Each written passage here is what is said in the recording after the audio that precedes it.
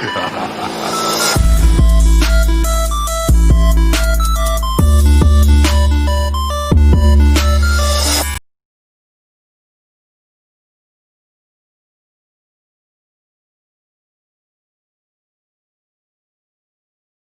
is the story of a man named Stanley.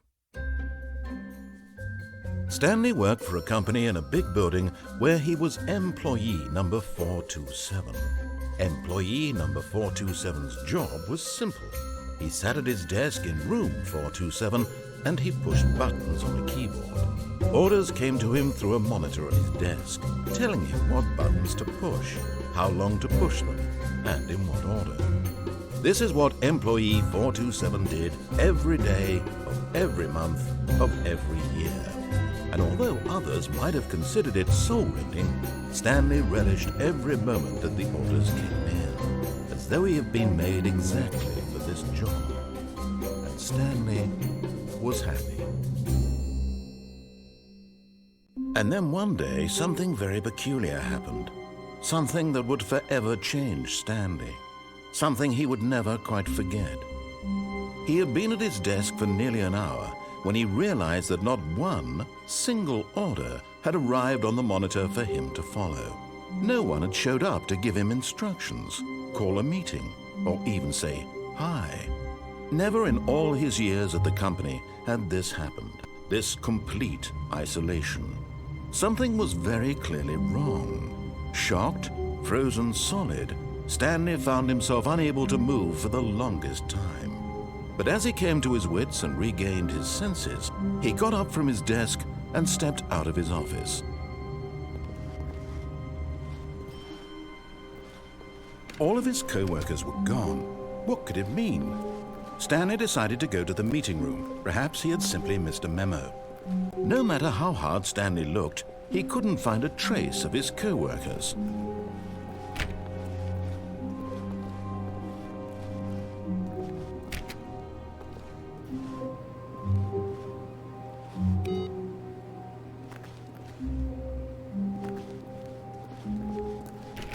Stanley went around touching every little thing in the office, but it didn't make a single difference, nor did it advance the story in any way.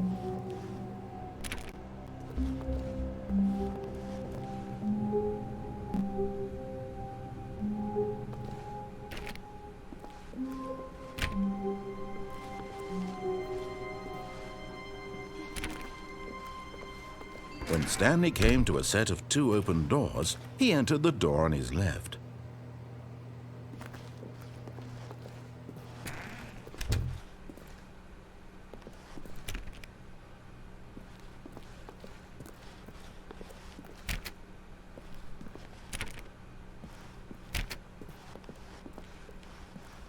Yet there was not a single person here either.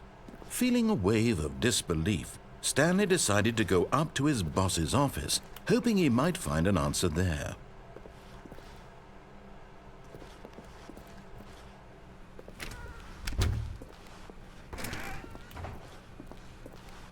Stanley stepped into the broom closet, but there was nothing here, so he turned around and got back on track. Coming to a staircase, Stanley walked upstairs to his boss's office.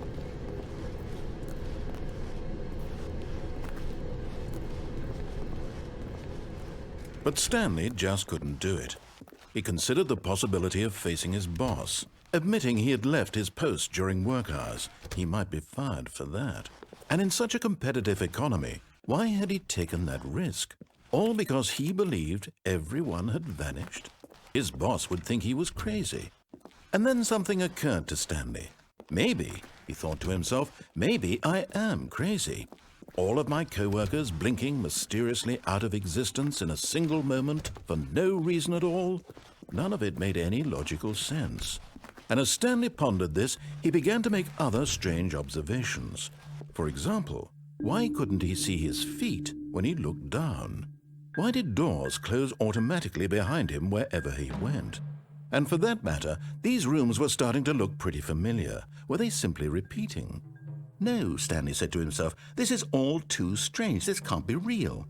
And at last, he came to the conclusion that had been on the tip of his tongue. He just hadn't found the words for it. "I'm dreaming!" he yelled. "This is all a dream." Oh, what a relief Stanley felt to have finally found an answer, an explanation. His co-workers weren't actually gone. He wasn't going to lose his job. He wasn't crazy after all. And he thought to himself, I suppose I'll wake up soon. I'll have to go back to my boring real-life job pushing buttons. I may as well enjoy this while I'm still lucid. So he imagined himself flying and began to gently float above the ground. Then he imagined himself soaring through space on a magical starfield, and it too appeared. It was so much fun, and Stanley marveled that he had still not woken up. How was he remaining so lucid? And then perhaps the strangest question of them all entered Stanley's head. One he was amazed he hadn't asked himself sooner. Why is there a voice in my head dictating everything that I'm doing and thinking? Now the voice was describing itself being considered by Stanley, who found it particularly strange. I'm dreaming about a voice describing me, thinking about how it's describing my thoughts, he thought. And while he thought it all very odd and wondered if this voice spoke to all people in their dreams, the truth was that, of course, this was not a dream. How could it be? Was Stanley simply deceiving himself, believing that if he's asleep, he doesn't have to take responsibility for himself? Stanley is as awake right now as he's ever been in his life. Now, hearing the voice speak these words was quite a shock to Stanley. After all, he knew for certain, beyond a doubt, that this was in fact a dream. Did the voice not see him float and make the magical stars just a moment ago? How else would the voice explain all that? This voice was a part of himself too. Surely, if he could just... He would prove it. He would prove that he was in control, that this was a dream. So he closed his eyes gently, and he invited himself to wake up. He felt the cool weight of the blanket on his skin, the press of the mattress on his back, the fresh air of a world outside this one. Let me wake up, he thought to himself. I'm through with this dream. I wish it to be over. Let me go back to my job. Let me continue pushing the buttons. Please, it's all I want. I want my apartment and my wife and my job. All I want is my life exactly the way it's always been. My life is normal. I am normal. Everything will be fine. I am okay.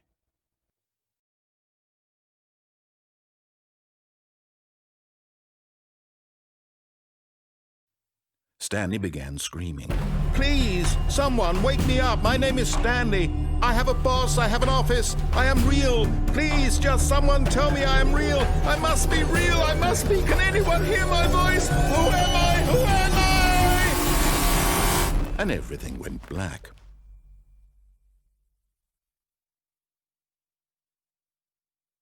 This is the story of a woman named Mariella.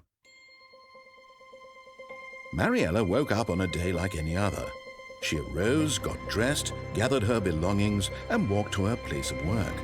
But on this particular day, her walk was interrupted by the body of a man who had stumbled through town talking and screaming to himself, and then collapsed dead on the sidewalk. And although she would soon turn to go call for an ambulance, for just a few brief moments, she considered the strange man. He was obviously crazy. This much she knew. Everyone knows what crazy people look like. And in that moment, she thought to herself how lucky she was to be normal. I am sane. I am in control of my mind. I know what is real and what isn't. It was comforting to think this, and in a certain way, seeing this man made her feel better. But then she remembered the meeting she had scheduled for that day. The very important people whose impressions of her would affect her career, and by extension, the rest of her life. She had no time for this, so it was only a moment that she stood there, staring down at the body. And then she turned and ran.